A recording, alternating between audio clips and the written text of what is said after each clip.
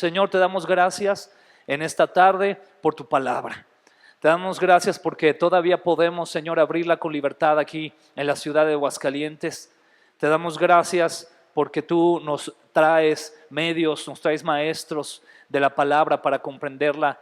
Por sobre todo, Señor, te damos gracias que nos permites la presencia de tu Espíritu Santo que nos guía a toda verdad y nos hace entender tu palabra, comprender qué es lo que nos quieres enseñar. En esta tarde queremos poner nuestro corazón en tus manos para que esta palabra penetre, Señor, y sea de bendición para cada uno de nosotros. Te lo pedimos en el nombre de Jesús y todos decimos amén, gloria a Dios. Déjame tomar ahora sí agua porque ando así como que con la carraspera rara de por sí. Y ahora ando más. Ok, muy bien, hermanos. Tengo un reto para usted. ¿Le gustan los retos? Sí, o más o menos. A veces no nos gustan tanto los retos. Pero el reto que le quiero dar es un reto, es un gran reto. Lo quiero retar a que no falte los siguientes 3 domingos. Les quedó muy serios, ¿verdad? Todos así, híjole, yo pensaba ir el otro domingo al balneario. No, no vaya. Venga, por favor, a la iglesia. Lo quiero retar a que venga estos 3 domingos porque estos 3 domingos vamos a estar hablando del tema nuestro homenaje al Señor, la oración y la adoración, el ayuno y la ofrenda.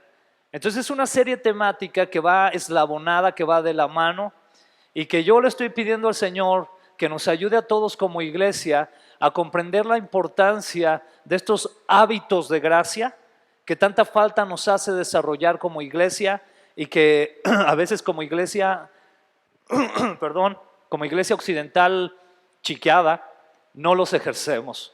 Nos damos la libertad en muchas ocasiones de decir, hoy no oro, hoy no adoro, hoy no leo la palabra, hoy no apoyo a los ministerios, a la iglesia. Nos damos esas libertades y yo creo que como iglesia debemos de hacer a eso a un lado. Entonces, los siguientes domingos, bueno, déjame ver si lo puse yo aquí, ¿sí?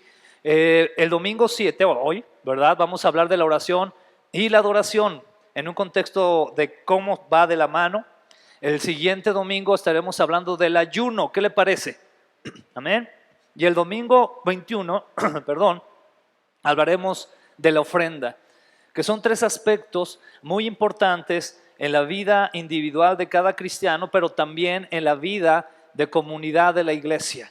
Son aspectos muy importantes que debemos de conocer. Si nosotros queremos y anhelamos ser una iglesia que se pueda mover conforme al llamado del Espíritu Santo, debemos de tener esa disciplina de seguir estos aspectos, estos hábitos, como mencionaba el libro del hermano, ¿cómo se llamaba el autor?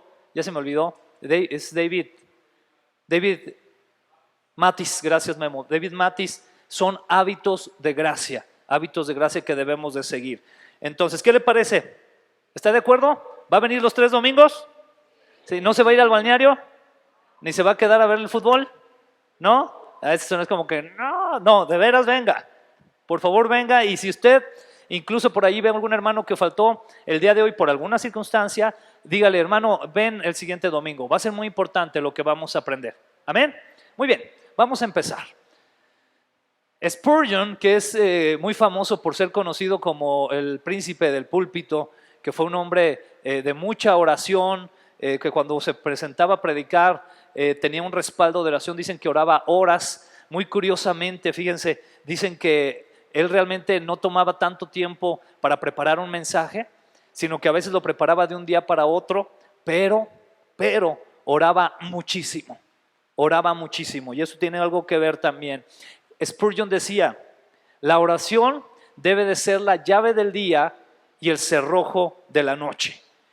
Y desde aquí comenzamos con algunas preguntas. ¿Cómo iniciamos nuestro día y cómo lo terminamos? ¿Realmente iniciamos nuestro día orando al Señor? ¿Realmente cerramos nuestro día, terminamos nuestro día orando al Señor? Y Spurgeon, que era un hombre de mucha fe, era un hombre con gran poder en su predicación, era un hombre que oraba mucho. Dicen que cuando él predicaba y comenzaba a predicar acerca del plan de salvación, de las buenas nuevas, que comúnmente Spurgeon hablaba no solamente de las buenas nuevas, sino también de las malas noticias. Les hablaba mucho de repente del infierno, de lo que el Señor nos había rescatado, o del lugar donde podrían ir aquellos que no venían a Cristo Jesús. Y dicen por ahí los cronistas que cuando él predicaba, mucha gente comenzaba a llorar y comenzaba a estremecerse de una forma muy especial, porque comenzaban a ser convencidos por el Espíritu Santo y comenzaban a llorar de arrepentimiento y comenzaba a haber un cambio honesto en sus vidas. Pero eso tiene que ver mucho con la oración. Y seguramente él era un hombre que al levantarse oraba al Señor y que antes de ir a dormir oraba al Señor. Después tenemos también por ahí otra persona, un hermano muy famoso como maestro de teología, que es R.C. Sproul. Y R.C. Sproul decía: malentendemos la oración muchas veces con solo pedir o incluso suplicar. ¿A cuánto nos gusta orar para pedir? ¿Qué pasó? A ver. La mayoría de nosotros cuando pensamos en oración, ¿qué es lo primero que pensamos? Vamos a pedir, ¿verdad? Es lo que pensamos. Y él decía esto, decía: malentendemos la oración muchas veces con solo pedir o incluso suplicar, más allá de adorar, confesar y agradecer. Y por ahí en una de sus enseñanzas, él mencionaba, usaba aquí las letras usando la palabra acts. Y él decía que la A era para adoración, como en un orden que deberíamos de seguir para orar. Él decía: debemos de adorar, enseguida debemos de confesar, enseguida debemos de dar acción de gracias y por último suplicar.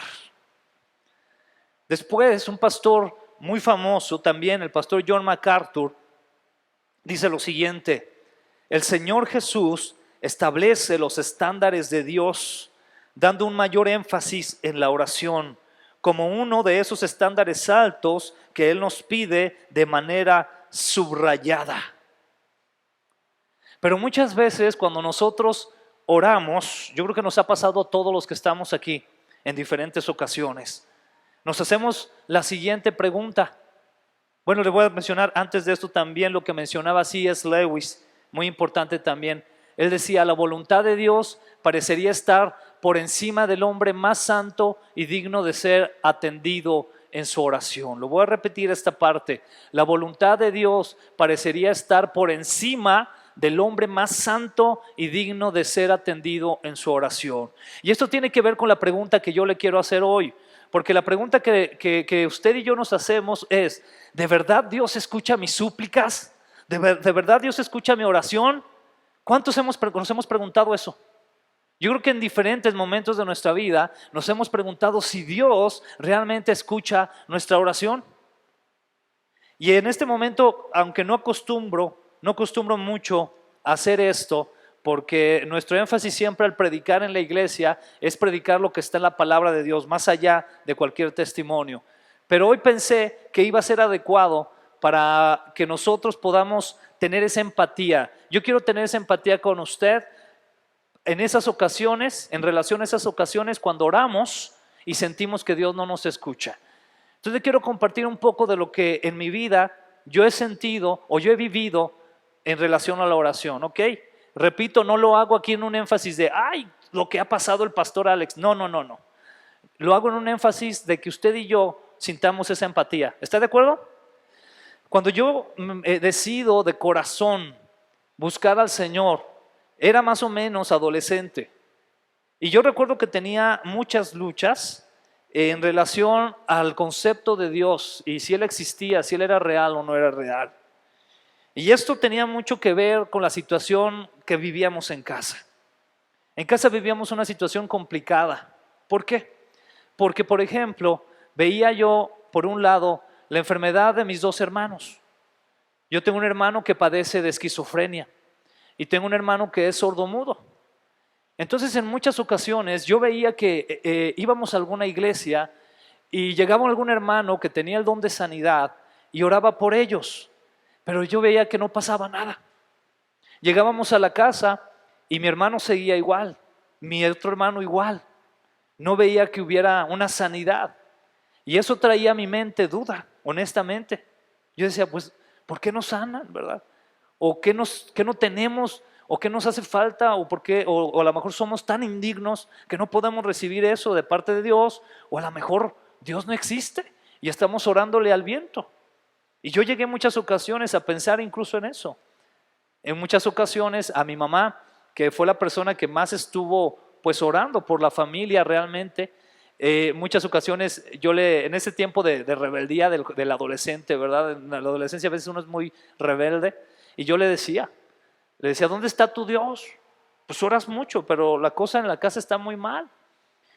Y luego de pilón hubo un tiempo donde en la casa, desgraciadamente, hubo muchos excesos en relación al alcohol e incluso en relación a las drogas por parte de mi padre. Y eso todavía atenuaba más la situación, la hacía más complicada. Y oraban y oraban y oraban y no pasaba nada. Y tú puedes decir, bueno, pues entonces, ¿qué pasa, Dios? ¿Por qué no me escuchas? Aquí yo quiero comenzar a preguntarles, hermanos, de corazón a corazón, es decir, de hermano a hermano, ¿a usted nunca le ha pasado algo así en su vida? Que usted ora al Señor y pide y pide y pide y parece que Dios no lo escucha. ¿Nos ha pasado esto? Enseguida la cosa no termina ahí, ¿no?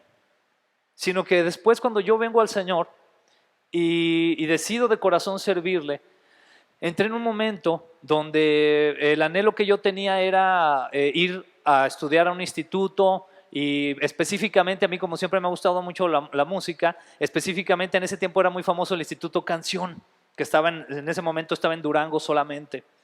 Y yo me acuerdo que dije, voy a mover todas mis influencias de amigos que conozco para que me apoyen, porque era caro, y poder irme a estudiar allá. Pero todas las puertas se cerraron y no me pude ir allá, ¿no? Entonces una vez más entraba la duda, pues Dios, pues yo te he pedido quiero que me dejes servirte, ¿por qué no me mandas allá? ¿Por qué no dejas que yo vaya y estudie? ¿Verdad? Y entonces en vez de ir allá, pues entré a la universidad, ¿no? Ahora le doy gracias a Dios, pero en ese momento para mí era como, ¿por qué, Dios?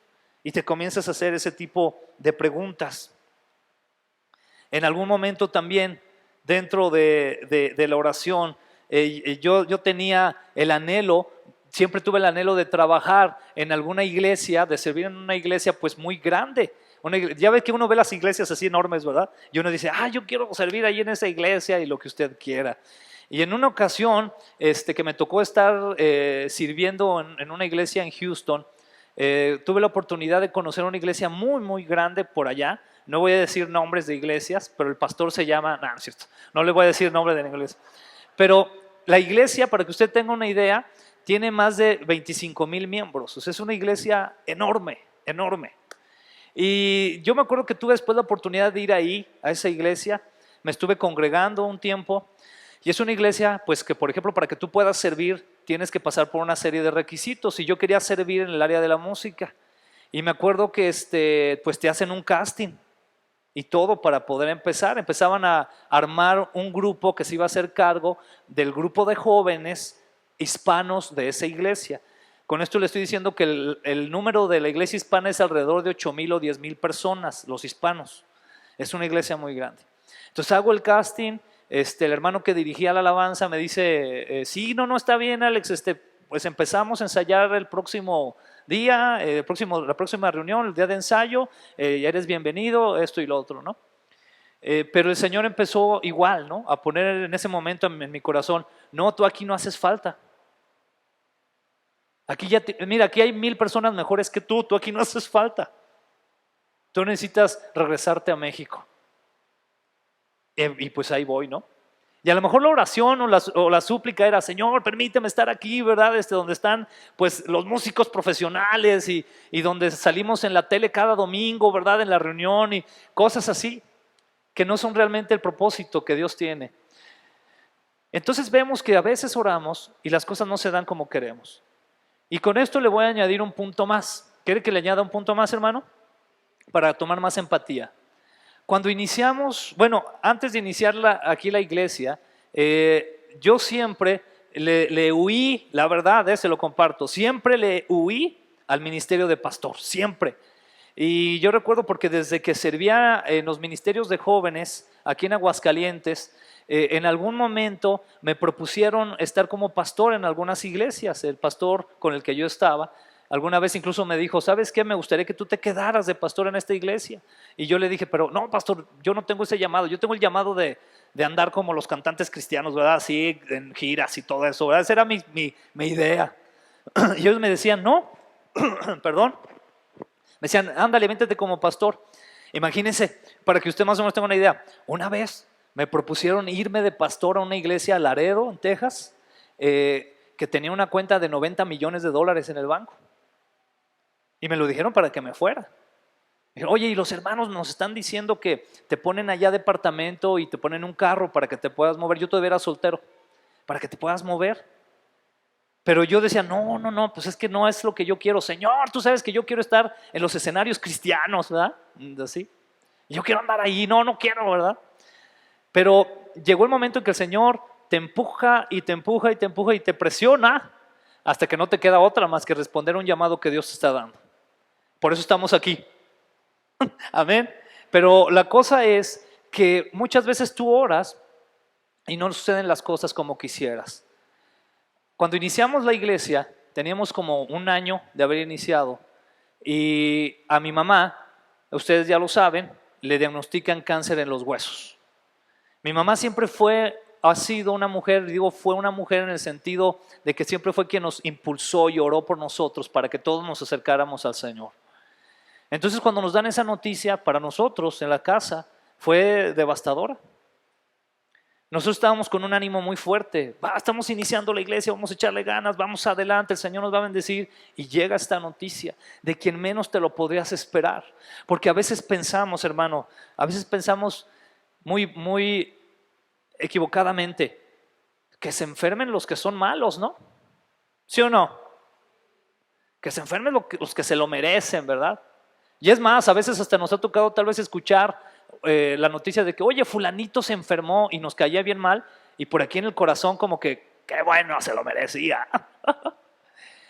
Pero cuando sucede algo así, te puede mucho en tu corazón y tú te empiezas a preguntar. Yo me preguntaba, Señor, ¿por qué mi mamá? Si ella siempre oró, ella soportó muchos años ahí la presión en la casa, siempre aguantó tantas cosas que pasaron en la casa. ¿Por qué? Y entonces comenzábamos a orar, ¿verdad? Y hemos orado mucho por ella, pidiéndoles al Señor que la sane. Y en el proceso hemos visto cómo mi mamá ha menguado, al grado de que ahora, por ejemplo, ella tiene ya alrededor de 3 años que está en cama y no puede moverse. Si ella se mueve, se rompe un hueso. Actualmente tiene unas llagas muy fuertes en su espalda porque es muy difícil moverla, es decir, hasta eso es complicado, si la mueves de un lado u otro se puede lastimar. Está en una situación muy complicada.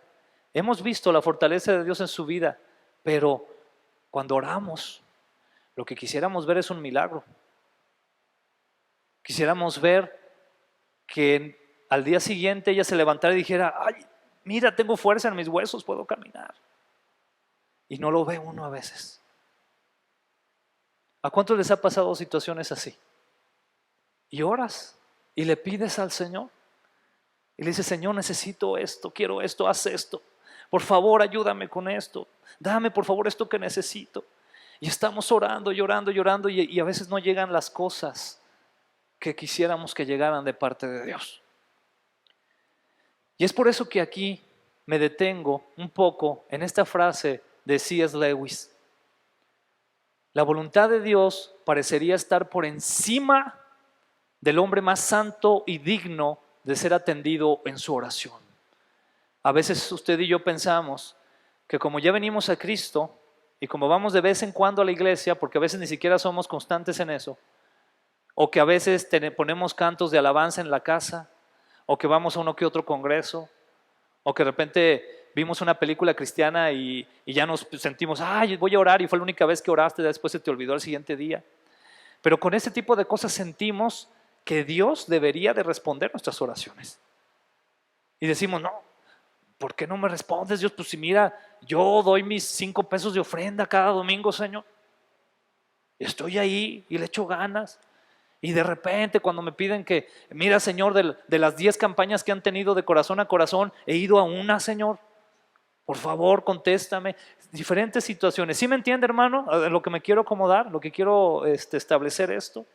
Y entonces Lewis, mencionando esto, pone como ejemplo a la persona más santa y más digna de ser atendida. Y esa persona fue el Señor Jesucristo en Getsemaní.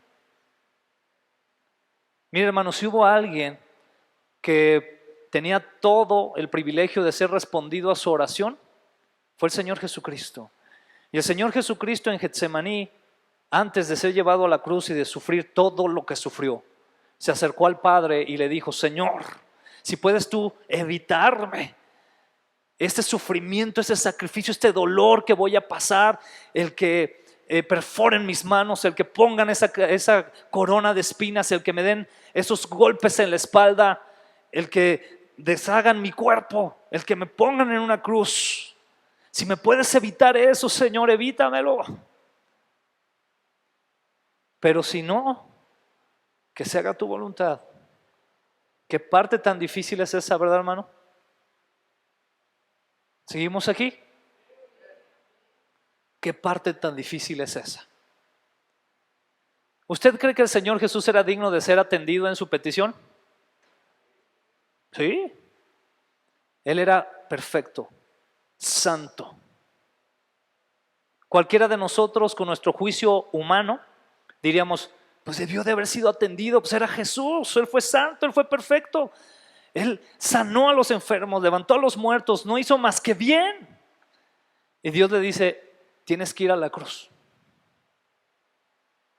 ¿A cuánto nos gustan esas respuestas de Dios? Y a veces Dios así, muchas veces, Dios nos responde así porque tiene un propósito más alto que no alcanzamos a ver. Pero eso lo vamos a entender cuando realmente nos podemos hacer hombres y mujeres que oramos y adoramos al Señor de corazón. Porque entonces conocemos cuál es la voluntad del Señor. ¿Qué es orar? El orar es conversar con Dios, es hablar con Él. Pero nuestro orden de oración en nuestra mente cristiana occidental es: oro para pedir, para interceder por otros, para pedir perdón y por último, pues para adorar si me queda una chance, ¿verdad? Un ratito en la oración. Ese es nuestro orden en la oración. Sin embargo, cuando vemos por ejemplo Mateo 6, capítulo 5 al 15, nos dice lo siguiente, nos dice: cuando ores, no hagas como los hipócritas, a quienes les encanta orar en público, en las esquinas de las calles y en las sinagogas, donde todos pueden verlos. Les digo la verdad, no recibirán otra recompensa más que esa. Jesús llega y nos comienza en el capítulo 6 de Mateo a dar una instrucción de cómo es que debemos de orar. ¿Qué es lo que debemos de hacer cuando nos acercamos a orar al Señor? ¿Cómo debemos de dirigirnos a Él? Aquí quisiera ver, me parece que, perdón hermanos, por aquí creo que me quitaron un slide que tenía. Lo que le quería compartir antes de llegar a este pasaje era lo siguiente. Yo quiero invitarle a que a partir de este día podamos usted y yo invertir el orden en nuestra oración. Ya no orar tanto para pedir, tanto para interceder por otros o para pedir perdón, lo tenemos que hacer, pero el orden, yo quiero invitarle que ahora iniciemos en nuestras oraciones adorando al Señor, reconociendo al Señor. Que ese sea el orden que debamos de tomar. A veces nuestro énfasis está demasiado en pedir, y al no desarrollar lo que es el adorar, entonces ¿de qué nos perdemos? De conocer al Señor. ¿Y qué cree? Va a haber ocasiones en las que usted adore al Señor y entre en una presencia del Señor tan profunda, donde el Espíritu mismo Santo, el Espíritu Santo le diga: no pidas por esto. Y usted pueda seguir adorando al Señor. ¿Creen que puede pasar eso? Claro que sí, por la guía del Espíritu Santo. Pero entonces tenemos los capítulos 5 y 6 de Mateo, ¿verdad? Y en el capítulo 5 el Señor está hablando acerca del estándar de lo que es el reino de los cielos. Él comienza a hablar acerca de cómo deberían de ser las cosas conforme al gobierno de Dios. Y dentro de eso, en el capítulo 6, en los siguientes versículos que vamos a ver, es que el Señor empieza a hablar en específico de la oración. Entonces vamos ahora sí, ahí a Mateo capítulo 6, versículos del 5 al 15. Vamos a estar ahí trabajando en estos versículos y voy a repetir entonces los primeros versículos que dicen así: cuando ores, no hagas como los hipócritas, a quienes les encanta orar en público, en las esquinas de las calles y en las sinagogas donde todos pueden verlos. Les digo la verdad, no recibirán otra recompensa más que esa. ¿Qué es lo que vemos aquí? Primeramente, el Señor Jesús nos advierte acerca de tener cuidado, de estar preocupados, de quedar bien con los hombres con nuestras oraciones.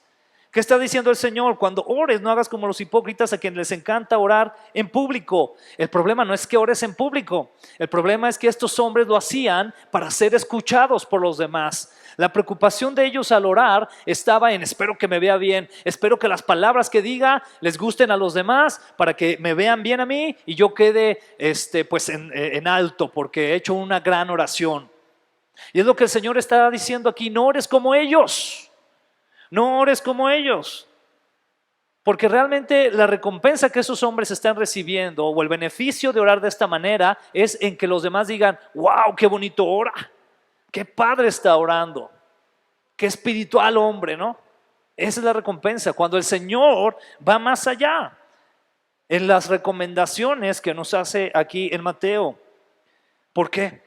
Porque entonces, si lo hacemos de esa manera, recibiremos una recompensa de los hombres, pero nos estaremos perdiendo del enfoque principal, que es estar concentrados en estar en la presencia de Dios. Entonces el Señor Jesús, en estas palabras, lo que está haciendo es como tomar nuestro rostro y decirnos: cuando ores, no lo hagas viendo hacia esa perspectiva, comienza a voltear hacia acá, porque yo quiero que tu oración esté concentrada en mí, no en los demás, en lo que puedan pensar los demás. Por eso, en los siguientes versículos, el Señor Jesús dice lo siguiente: pero tú cuando ores, ¿qué dice ahí? Apártate a solas, cierra la puerta detrás de ti y ora a tu Padre en privado. Entonces tu Padre, quien todo lo ve, te recompensará. Palabra muy interesante: apártate a solas. Es como si el Señor nos estuviera pidiendo: quiero estar a solas contigo. ¡Qué padre! ¿Cuántos de nosotros, yo quisiera que ahorita usted piense en la persona, obviamente terrenal, me refiero a eso, más importante para usted? Una persona que sea muy importante. Puede ser alguien de su familia, no tanto de su familia, piense en alguien más, porque alguien así que usted admire, que usted diga: wow, admiro a esa persona mucho. ¿Me pueden dar nombres de personas que admiran? Tal vez que aprendieron en la escuela, aunque ya se murieron. Bueno, tu papá, Belia, muy bien. ¿Alguien más me puede decir nombre de alguien, de alguna persona que admiran mucho? ¿No admiran a nadie? Ahí está el problema, ¿verdad? ¿Alguien que puedan admirar? Yo admiro mucho a R.C. Sproul. A mí me parece una persona, un maestro extraordinario de la palabra del Señor. Admiro mucho también al hermano que les he platicado tanto de él que se me olvidan su nombre, Myers. Al hermano Myers, admiro mucho al hermano Myers. Si un día el hermano R.C. Sproul ya falleció, pero bueno, tú vas a poner al pastor Myers, él todavía vive, ya tiene 90 y tantos años y sigue predicando, impresionante. Si un día el hermano Myers me hablara por teléfono y me dijera: oye, Alex, quiero platicar contigo porque quiero compartirte mi experiencia, lo que me sirvió y lo que no me sirvió, lo que he aprendido, porque tú lo puedas, si te sirve de algo, lo apliques. Y me dijera: tengo dos opciones para ti. Una de ellas es que nos veamos en una conferencia donde van a haber 5,000 personas y entonces yo voy a compartir todo. Entonces ahí al final va a haber un tiempo de preguntas y respuestas. Anota tu pregunta y la pones a tiempo para que yo te pueda responder. Esa es la primera opción. Pero tengo otra opción. Fíjate que a mí me gusta mucho un café, de tal y tal. Entonces, ¿qué te parece si compras ese cafecito y te espero allí en mi casa y allí en mi oficina platicamos tú y yo a solas? ¿Cuál opción preferiría usted? Esto es lo que el Señor Jesús le está diciendo. Yo quiero hablar contigo a solas. ¿No será importante, no será lo demasiado importante el Señor Jesús como para darle esa cita a solas? Entonces aquí va la pregunta forzosa. ¿Por qué no lo hacemos? ¿Por qué nos basta con venir a la iglesia y orar cuando todos estamos orando, adorar cuando todos estamos adorando, y en la casa nos cuesta tanto trabajo tomar un tiempo a solas para orar al Señor? ¿Sabe por qué? Se lo voy a decir de una manera muy vernácula. ¿Está bien, hermano? Porque nos ponemos nuestros moños. Yo no encuentro otra explicación más que pensar, es que tengo demasiada flojera para levantarme a orar ahorita solas o por un lugar a solas. Ay, es que va a estar la pelea de box hoy y está muy buena, no tengo tiempo. Ay, es que va a estar el partido, no puedo. Ay, es que me voy a ir con mis amigas, ¿no? Al café. No encuentro de verdad la mejor de las excusas para decirle al creador del universo, no tengo tiempo para estar a solas contigo. Y por ese motivo es que tenemos tantos problemas en la iglesia occidental en la actualidad, porque no sabemos intimar con el Maestro. Y Él está haciendo la invitación, pero tú cuando ores, apártate a solas, cierra la puerta detrás de ti y ora a tu Padre en privado. ¿Nos queda claro? Fíjense, pero tú cuando ores, ¿qué dice? Apártate, ¿cómo?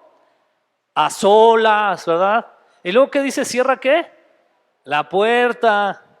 Y luego todavía como subrayar más, dice, ora a tu Padre, ¿cómo? En privado. Como dirían los jóvenes, sabe.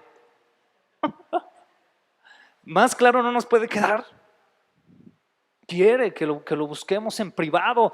Esa parte tan interesante que utiliza aquí, cierra la puerta detrás de ti. Nos está hablando de dejar atrás todo lo que nos pueda estorbar, distraer, desconectar. Dejar atrás es una palabra importante aquí, no está por casualidad. Es que cuando usted entra ahí, a ese lugar secreto de oración, usted está dejando atrás todas las cosas que lo distraigan. Apáguele al celular. Diga, incluso, pues tómese la libertad de hablar con su familia. En este momento te pido, mi amor, dígalo bien, hermano, porque también luego somos bien asperotes, ¿verdad? Ahorita no me molestes, voy a orar. No vaya a hacer eso. Mi amor, en este horario voy a orar, ¿verdad, hijos? Voy a orar, o sea, si hay algo, o sea, dejar todo allá atrás. Y créeme que esto tiene una connotación bíblica muy interesante. Filipenses capítulo 3, 13 dice, no, amados hermanos, no lo he logrado, está hablando Pablo, pero me concentro únicamente en esto. ¿Olvido qué? El pasado y fijo la mirada en qué? Lo que tengo por delante. Esto es muy aplicable al tiempo de oración, cuando el Señor nos dice, cierra la puerta, enfócate a mí, deja atrás. Lucas capítulo 9, versículo 62 dice, Jesús le dijo, el que pone la mano en el arado y luego mira atrás, ¿qué dice ahí? ¿Nos queda más claro? Si tú no tienes esa disciplina de dejar atrás lo que te estorba, tus preocupaciones, mira hermano, preocupaciones siempre vas a tener. Perdón que te dé esta noticia, pero preocupaciones siempre vamos a tener. Hay que dejarlas ahí atrás, hay que cerrar la puerta para ser dignos de tomar ese tiempo con el Señor, para poderlo aprovechar. Orar en privado es una de las disciplinas, es uno de los hábitos de gracia más descuidados del cristiano actualmente. Y es sin duda una de las cosas que más deberíamos de estar haciendo. El orar para los cristianos debería de ser tan común y necesario como respirar. Si yo ahorita le dijera a usted, deje de respirar 2 minutos, ¿qué va a pasar? Va a empezar aquí ataques cardíacos y no sé qué tantas cosas, colapsos, no sé, colapsos respiratorios. Obviamente, ¿no? Y vuelvo a lo mismo. ¿Por qué nos damos la libertad de dejar de orar? Porque hasta eso tenemos como creyentes, ¿verdad? Y yo me incluyo. A veces entramos en periodos de donde decimos, recuerdo ese tiempo de mi vida donde, ¿cómo oraba? Y hasta lo decimos así con orgullo, ¿verdad? Pues vuelve a hacerlo. O sea, más bien te debería dar vergüenza que lo dejaste de hacer.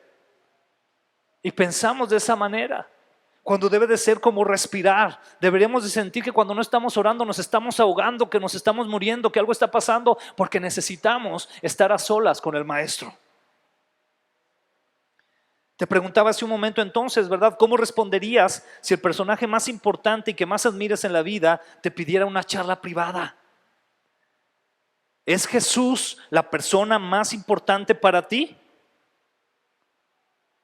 Tenemos que partir entonces de eso. Si Jesús realmente, no como cliché cristianoide, hermano, porque nos es muy fácil decir, yo amo a Jesús, ¿verdad? Y cuando estamos cantando, ¿cuántos amamos al Señor? Todos, ¿verdad? ¿Y cuántos le quieren aludar? ¿Y cuántos le queremos aplaudir? Y todos, ¿verdad? Pero pregúntatelo muy seriamente, ¿Jesús realmente es la persona más importante para ti? ¿O hay otras personas, otras actividades, otros gustos que son más importantes para ti?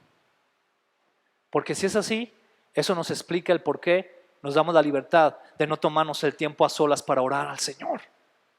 ¡Qué privilegio! Que el Creador del universo te diga, ven, quiero hablar contigo a solas. Un gran privilegio que no aprovechamos.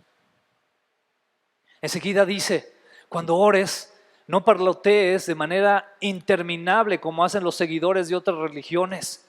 Piensan que por sus oraciones recibirán respuestas solo por repetir las mismas palabras una y otra vez. No seas como ellos, porque tu Padre sabe exactamente lo que necesitas, incluso antes de que se lo pidas. Nos queda muy claro aquí, no repetir mantras, no repetir rezos, no repetir hechizos, etcétera, etcétera. ¿Por qué uso esta última palabra que puede sonar como que, a ver, ¿cómo que hechizos? Porque lo que estaba enseñando el Señor Jesús era comparándolo con algo que era muy común en sus tiempos. En sus tiempos era muy común que otras religiones utilizaran mantras, utilizaran palabras como hechizos repetitivamente para que sucediera algo. Y eso todavía se da en la actualidad. Pero aquí lo que el Señor Jesús nos dice, no seas como ellos, no te hagas repitiendo cosas. Y yo quiero que usted note muy bien cómo al final dice, no seas como ellos porque tu Padre sabe exactamente lo que necesitas. ¿Cuál es el énfasis aquí?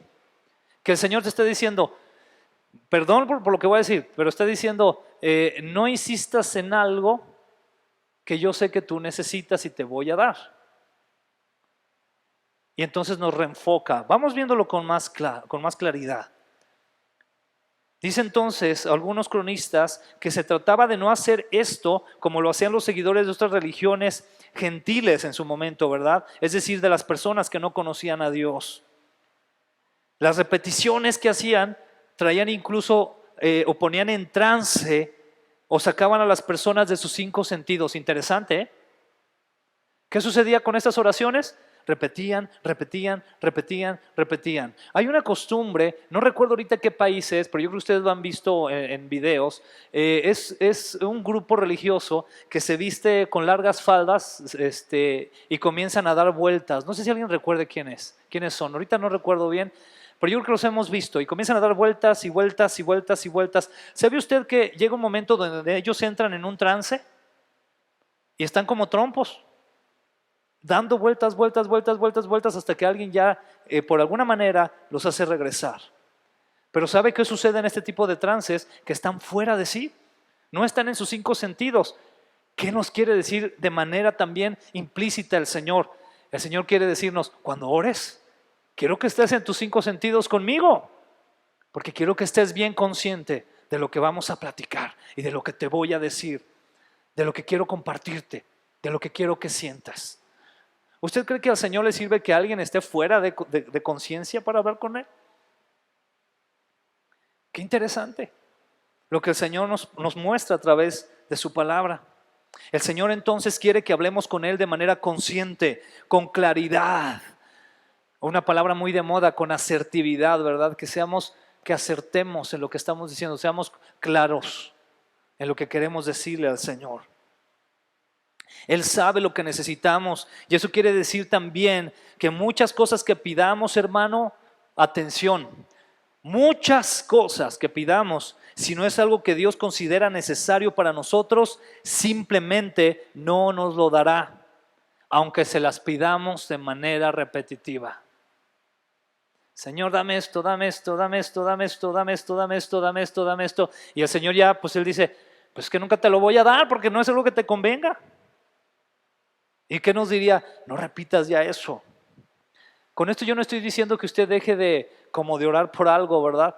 Pero que si usted, por medio del Espíritu Santo, está llegando a un entendimiento donde el Señor le dice, eso no es para ti, ya mejor disfruta de mi presencia de otra manera, adórame, búscame, olvídate ya de eso. ¿Cuánto nos ha pasado que sabemos incluso que a veces pedimos por algo que el Señor no quiere y que no nos conviene? ¿Cuántos lo sabemos? Pero insistimos, ¿verdad? Señor, es que por favor, mira, Señor, si tú me dieras dinero. No, hombre, Señor. No, olvídate, yo estaría dándole a todos los ministerios del mundo mundial. Les daría a todos, Señor. Tú nomás dame una cuenta de 100 millones de dólares, Señor, y vas a ver cómo bendigo yo. No, hombre, coinonía, olvídate, Señor, sería wow. O sea, hasta alberca tendríamos en coinonía. Y el Señor dice, no, pues es que si te doy 100,000 pesos, te vas a la feria, ¿tú crees que te voy a dar 100 millones de dólares? Pero a veces estamos, Señor, dame dinero. Señor, si tú me dieras dinero. Señor, por favor, dame dinero. Mira, Señor, necesito dinero. Voy a ser feliz si me das dinero. Voy a orar más si me das dinero. Voy a ir más a la iglesia. Y el Señor dice, no, porque te vas a perder. Es un ejemplo, hermano, amén. Y muchas veces estamos en esa actitud y debemos de quitar esa actitud. Entonces nos queda muy claro, ¿no? Que muchas veces no nos va a responder porque tal vez eso no sea lo que Él quiere para nosotros y Él tenga un propósito más alto. Yo se lo voy a repetir una vez más con la situación que actualmente estamos pasando en casa. Yo quisiera ver a mi mamá sana, créamelo, hermano. Le hemos visto entrar al hospital, ¿cuántas veces? Ya, infinidad de veces, que porque se complicó por neumonía. La última se complicó por neumonía. Nos decía el doctor, en 2 días su mamá se va. Imagínense. Y quisiéramos ver, ¿verdad? Pero yo le tengo aquí una noticia que le quiero compartir y se lo comparto de corazón, hermano. Si no hemos visto eso, ¿sabe por qué es? Porque Dios tiene un propósito más grande. No sé cuál es, no lo entiendo, pero puedo confiar en Él, aunque me duela. Puedo confiar en Él, que tiene un propósito más grande. Así con usted, hermano. ¿Hay algo que no ha pasado, que no se ha dado la respuesta? Si usted es un hombre, una mujer que ama al Señor, que ora, que le busca, Dios tiene un propósito más grande. De verdad Dios lo tiene. Hay un hermano que amo mucho en el Señor, y ustedes lo conocen, el pastor Troy. Y en alguna ocasión que él nos compartía acerca de la cosmovisión bíblica, decía algo impresionante. Decía, es que mira, Dios está en el presente, está en el pasado y está en el futuro al mismo tiempo. Cuando te dijo eso, cuando dice eso, sí, como que te saca, dices, ¿cómo, verdad? O sea, no alcanza nuestra mente a entenderlo. Pero ¿qué cree? Es cierto. Dios no tiene límites de tiempo. Usted y yo decimos aquí, ¿no? Y no sabemos el futuro, pero Dios tiene toda la perspectiva de todas las cosas. ¿Podríamos confiar en Él? Claro que podemos confiar en Él. Y entonces aquí vamos a la parte final. El Señor nos dice de manera práctica, nos da instrucciones, pero enseguida nos pone un ejemplo bien práctico. Qué padre es el Señor, ¿verdad? Qué hermoso es el Señor que nos pone un ejemplo. Y entonces nos dice a partir del versículo 9, ora de la siguiente manera. ¿Será o no importante para el Señor que después de habernos dicho con claridad las instrucciones, también nos dice, pero mira, para que entiendas bien, ahí te va, esta es la manzana, ¿verdad? Y esta es la pera, mi hijo. Mira, la pera es así y la manzana más redondita, es roja, la pera es verdecita. O sea, nos lleva así. ¿Será importante para Él que lo entendamos? Sí, ¿verdad? Por eso parte de las instrucciones nos da un ejemplo práctico y nos dice, ora de la siguiente manera. Y empieza con la siguiente frase tan famosa: Padre nuestro que estás en el cielo, que sea siempre santo tu nombre. Padre nuestro que estás en el cielo. ¿Realmente usted y yo estamos conscientes de a quién nos acercamos, hermano? No nos estamos acercando a cualquier persona. No nos estamos acercando a cualquier ser. Nos estamos acercando a nuestro Padre que está en los cielos. ¿Usted y yo dónde estamos? Entonces, esa es nuestra posición, ¿verdad que sí? Estamos en la tierra. Él está muy alto. Está en los cielos. Y esa es una figura que se puede tomar de una manera muy literal o se puede tomar de una manera metafórica, pero de las dos maneras que usted lo vea, le va a hacer entender que usted está aquí y nuestro Padre está aquí. Está en lo alto. Pero a veces eso no lo entendemos. No estamos conscientes de eso. Reconocemos a nuestro Padre como ese Padre que nos ama, que nos corrige, que nos guía. Nos acercamos con confianza a Él, pero a la vez nos acercamos con respeto y reverencia. Sabemos nuestra posición y la posición de Él. Me encanta un video que vi en la semana, se lo voy a platicar rápido, de donde están en una conferencia, entre ellos está el hermano R.C. Sproul. Y entonces hacen una pregunta que tiene que ver con el Salmo 103, donde en el Salmo 103 dice que el Señor es lento ¿para qué? Para la ira y es como grande en misericordia. Entonces en el tiempo de preguntas, alguien por ahí manda una pregunta que se quiso ver así bien teologazo, ¿no?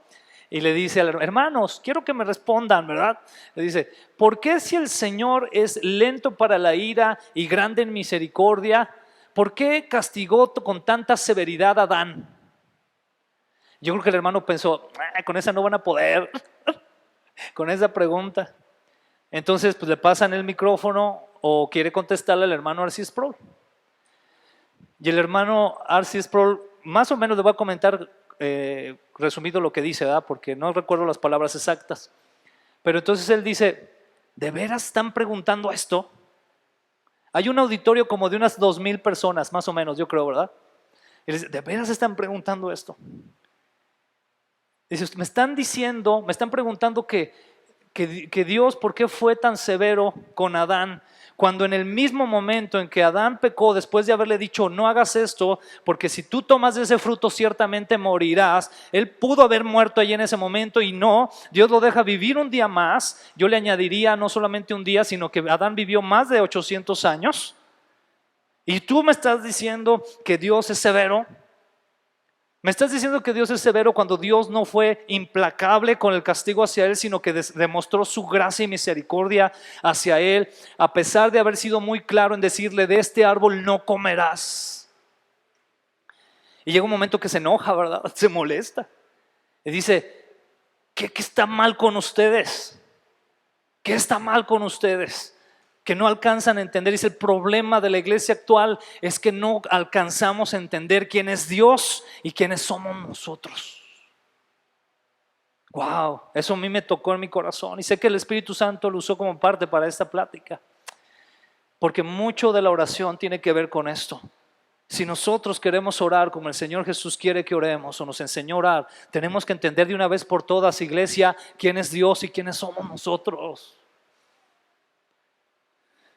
A veces nos damos tantos privilegios siendo quienes somos y siendo Él quien es Él. Y entonces vemos aquí, Padre nuestro que estás en el cielo, que sea siempre tu nombre santo, ¿no? Santificado sea tu nombre, como dice la versión Reina Valera. Versículo 10, que tu reino venga pronto, que se cumpla, ¿qué? Ay, caray, no, es que yo siempre lo había leído, que se cumpla mi voluntad, Señor. Porque vivimos como si eso dijera eso, hermano. Que se cumpla mi voluntad, Señor, porque si no se cumple mi voluntad me voy a enojar contigo, y voy a dudar de que existas. Es más, me voy a ir del lado de los ateos, porque no se cumplió mi voluntad. Pues suerte. Porque aquí la palabra es muy clara, que tu reino venga pronto. ¿Sabe qué quiere decir esto, hermano, de que tu reino venga pronto? Estamos viendo con claridad que el Señor dice que venga el gobierno del Señor pronto. Cuando habla aquí de tu reino, está hablando de la manera de gobernar de Dios y no del ser humano. Los seres humanos ya vimos de una y otra manera que cuando gobernamos cometemos muchos errores, ¿sí o no? Lo puede ver en la historia de los reyes, en la historia de los presidentes, en la historia de los partidos políticos, de las ideologías, de que hay que vivir de esta manera, de que vivir de esta otra manera, que si el comunismo, que si el socialismo, que si la democracia, lo que usted quiera. Le voy a decir algo, donde quiera que usted analice va a haber un montón de errores. ¿O estoy equivocado? Y ahí está que por eso se están peleando siempre, ¿verdad? No es que el comunismo es mejor, no es que el capitalismo es mejor. No, mira, pero el comunismo la regó en esto. No, pero el capitalismo, ¿sabe qué diríamos? Pues sí, todos la riegan. Lo dice la Biblia, todos hemos pecado. Todos la regamos. Pero el reino de Dios, la manera de gobernar de Dios, esa cosmovisión que nos ha dado a través de la palabra, esa es perfecta. ¿Usted lo cree? Es perfecta. Pero por eso nos cuesta tanto a los imperfectos de nosotros adaptarnos a esa voluntad, porque es perfecta. Qué complicado, necesitamos del Espíritu Santo, necesitamos del Señor en nuestra vida. Cuando decimos entonces que tu reino venga pronto, es decir, Señor, que se establezca tu manera de hacer las cosas, tu cosmovisión, Señor, que nos has entregado, que se establezca pronto. Y yo le tengo una noticia, va a llegar un día donde se va a establecer, donde el Señor va a reinar y todo va a ser justicia. Ese es nuestro anhelo en esa oración. Que venga cuando. Pronto, ¿verdad? Pero a veces también como creyentes parecería que no decíamos eso. No, espérate que me case primero. No, espérate que termine mi carrera y que disfrute un poquito de viajar con mi sueldo que voy a tener. Y aquí dice el Señor que tu reino venga pronto y enseguida que se cumpla tu voluntad en la tierra como se cumple en el cielo. ¿Sabe que en el cielo el Señor tiene ángeles que les dice, ve y haz esto, y lo hacen así?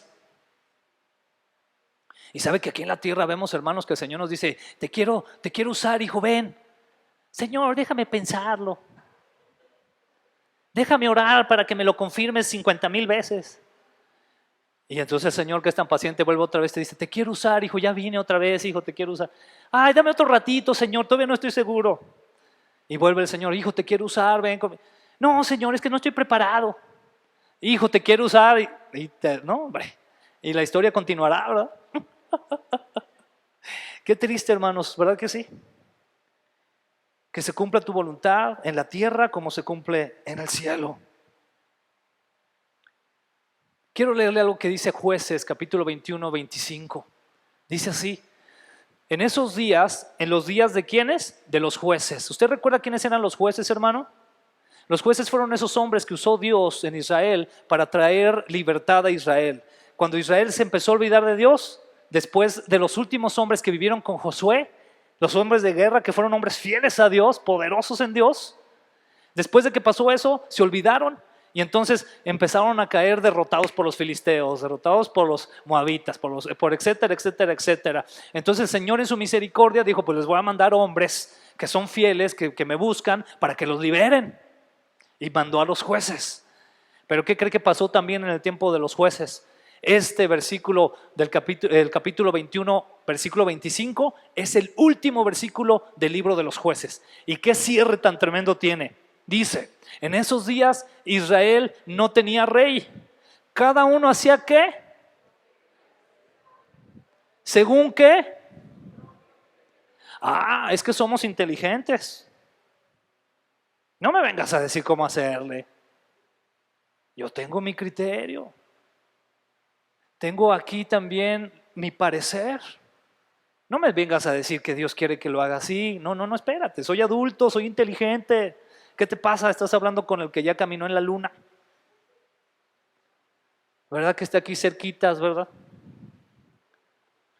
Actuamos de esa manera y en ese tiempo actuaron así. Pero le quiero hacer una pregunta entre amigos. ¿Se parece algo en la actualidad? Yo creo que mucho. Actualmente estamos en el tiempo de lo que pienses está bien, bien por ti. Hermano, yo estoy impactado de veras lo que está pasando. Le decía hace rato de uno de los videos que vi donde veo una entrevistadora con 4 niños, donde les está diciendo a los pequeños que está bien que tú seas un transgénero, está bien. Es más, debes de respetarlo, debes de honrar eso, es como un superhéroe. Y esto les comunica a los pequeños. Y los pequeños dicen, sí, por eso yo lo hago, o sea, yo lo acepto, ¿verdad? Y qué bueno. Un video impresionante que acabo de ver para no irme tan lejos, aquí en México, donde un político, no voy a mencionar nombres, pero es del partido, no tampoco, no, donde un político tal invitó ahora en el mes del orgullo gay a 2 niños de 10 y 11 años a dar su testimonio en frente de una cámara de políticos. Usted lo puede buscar en internet. Y uno de ellos dice, pues yo vengo a decirles que pues yo soy gay, ¿verdad? Y estoy orgulloso y pues qué bien. Y todos, wow. Y pasa otro niño y dice, yo también les quiero decir, pero aparte también de ser gay, también soy transgénero. Y todos, ¿cuál criterio? ¿Qué criterio? ¿Qué madurez puede tener un niño para que tú le digas, esto está bien, mijo? Hay un video de un niño que también por ahí me lo mandaron, que aparece un papá y le da una pistola al niño. Le dice, hijo, una pistola de veras. Hijo, aquí está la pistola que me pediste. Y el niño le dice, gracias papá, esa es la que quería. Y entonces le dice el papá, oye hijo, pero ¿para qué las vas a usar? ¿Sí sabes que con eso se puede morir alguien?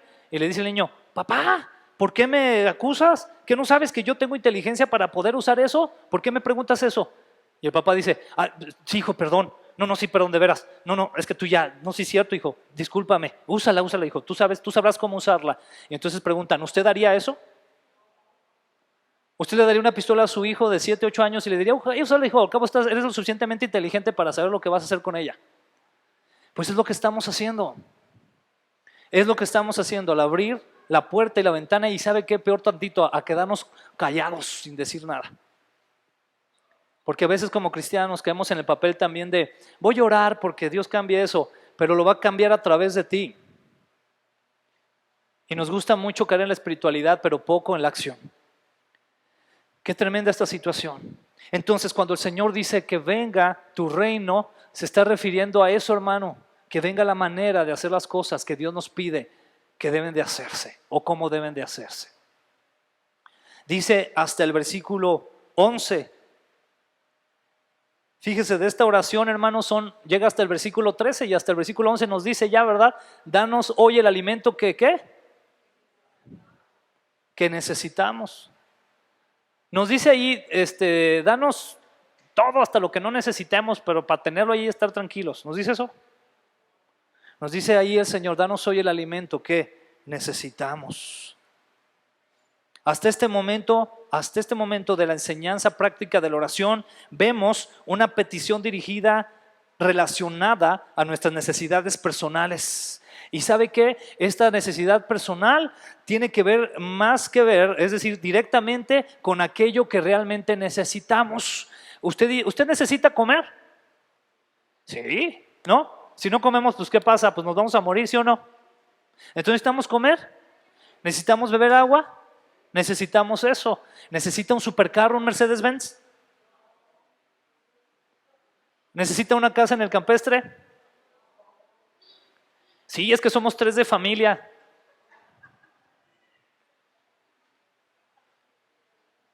Entonces, ¿qué nos dice el Señor? ¿Qué es lo que realmente necesitas? Y a veces yo no digo, te lo repito, hermano, ¿verdad? Porque no quiero caer en exageraciones. Igual usted puede tener una buena casa, pero repito, puede ser porque le ha echado muchas ganas a la chamba y a lo mejor eso quiere. Bueno, es su decisión. Pero si usted le preguntara a Dios, ¿tú crees que realmente necesito eso? ¿Qué cree que le respondería a Dios? A lo mejor le diría, hijo, pues no creo. ¿Y qué diríamos? Chihuahua, Dios, no me amas. No me amas, Señor.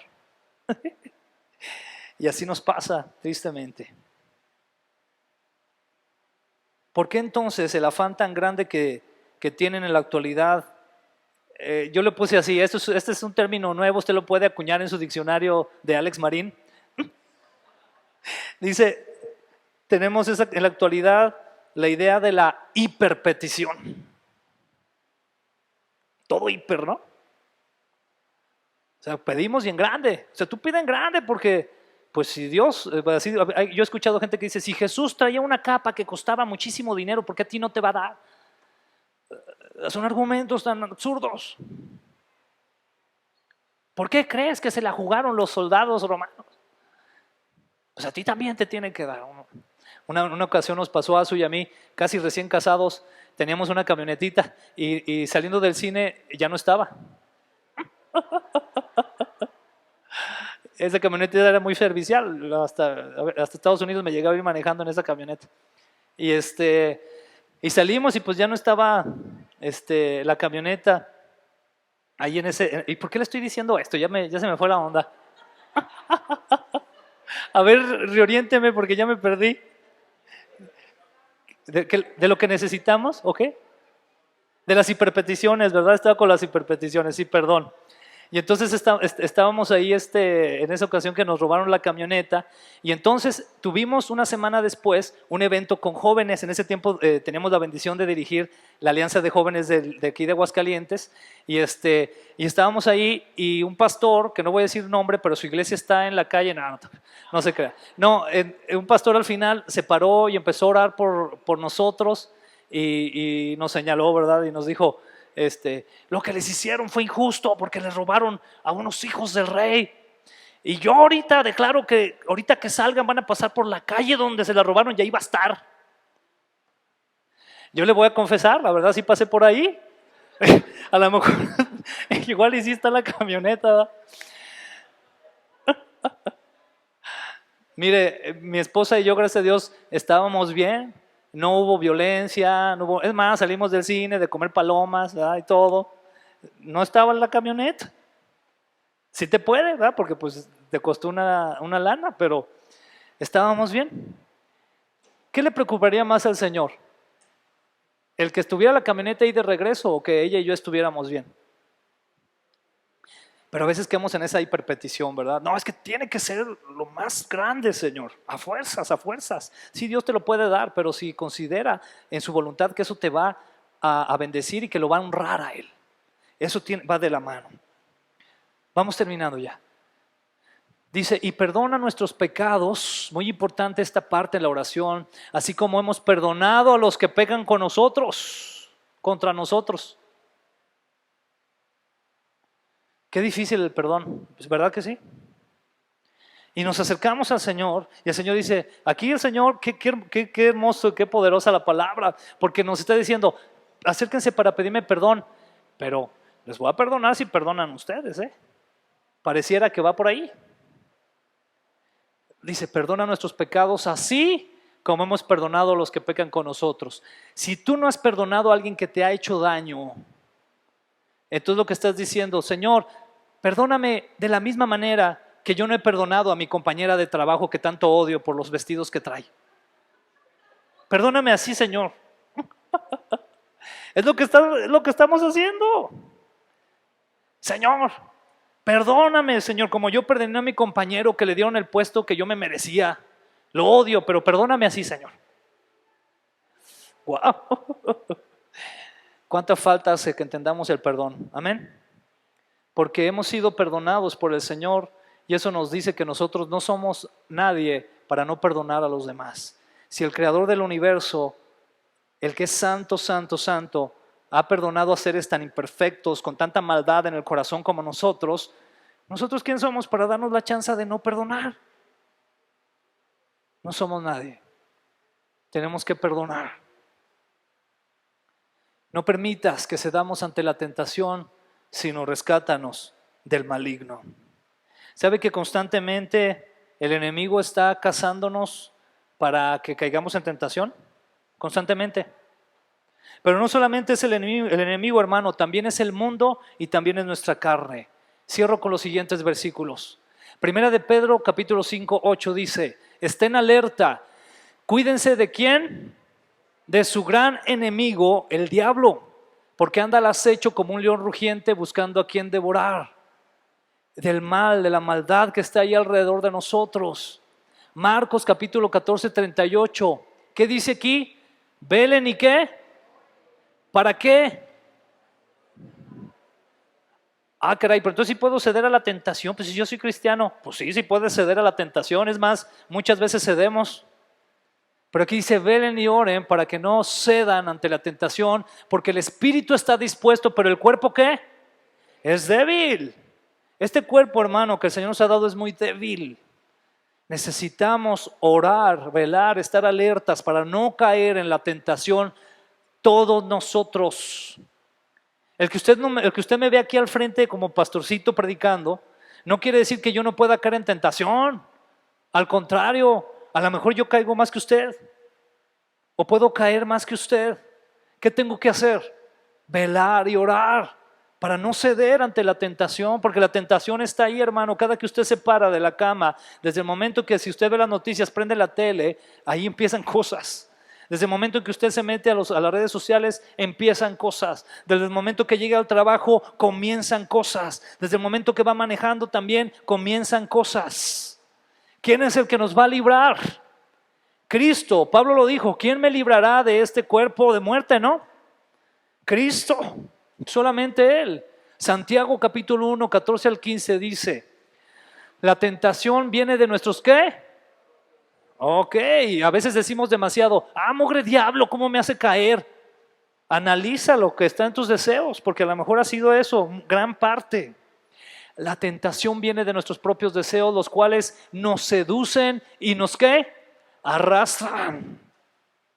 De esos deseos nacen los actos pecaminosos y el pecado, cuando se deja ejercer, da a luz muerte.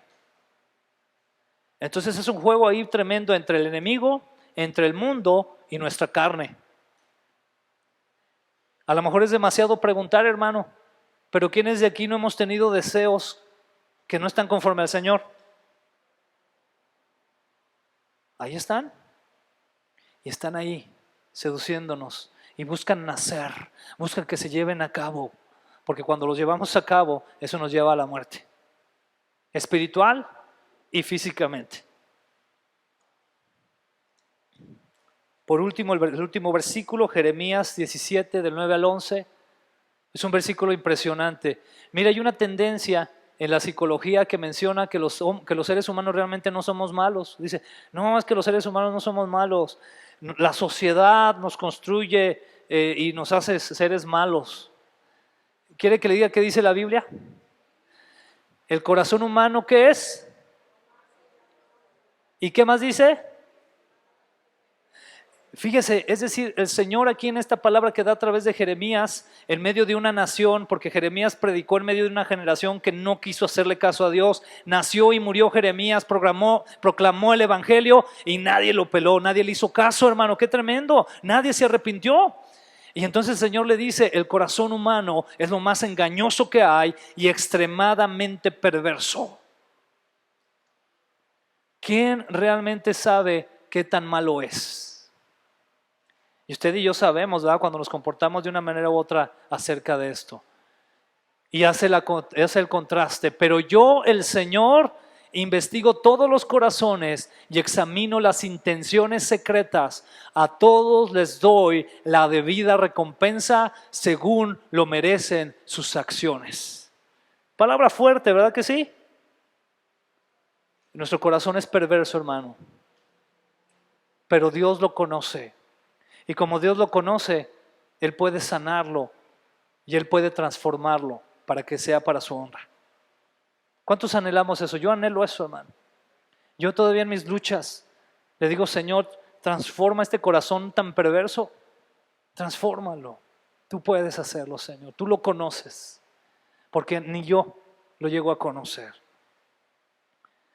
¿Cuán necesaria es la oración en la vida, hermano? ¿Se da cuenta? ¿Cuán necesaria es la oración en la vida del cristiano? Debemos de levantarnos, y yo quiero exhortarlo con esto. Levantémonos de nuestra comodidad cristiana y doblemos nuestras rodillas de corazón y de manera literal, hermano. Cuando podamos hacerlo, hagámoslo también de manera literal. Y acerquémonos en adoración, en confesión, en gratitud, en súplica. Si no oramos, simplemente no seremos congruentes en nuestro seguir a Cristo. Dejemos ya las excusas, hermano. No oro por flojera, no oro porque me siento indigno, No oro porque todo el día me la paso platicando con Dios. Mira, yo he escuchado gente que usted le dice, oye hermano, ¿tienes un tiempo íntimo de oración con Dios? No, pues yo oro manejando.